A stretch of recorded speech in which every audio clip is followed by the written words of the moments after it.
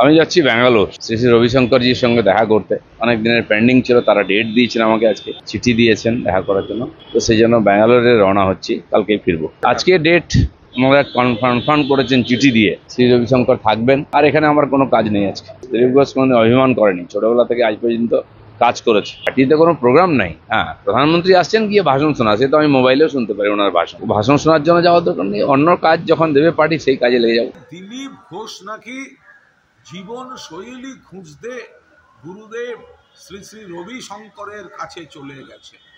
সে দিলীপ ঘোষ, তাকে তো কিছুতেই প্রধানমন্ত্রী বা দিল্লির নেতারা এলে মঞ্চে উঠতে দেবেন না।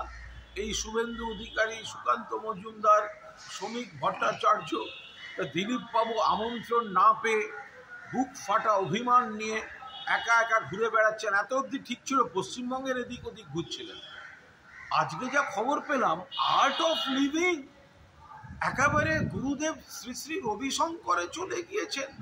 একটা মানুষের জীবনে বিজেপি কতখানি আঘাত দিলে, জীবন দর্শন কতটা পাল্টে দিলে, অন্তরাত্মাকে কতটা আক্রমণ করলে একটা মানুষ আর্ট অফ লিভিংয়ে চলে যেতে পারে।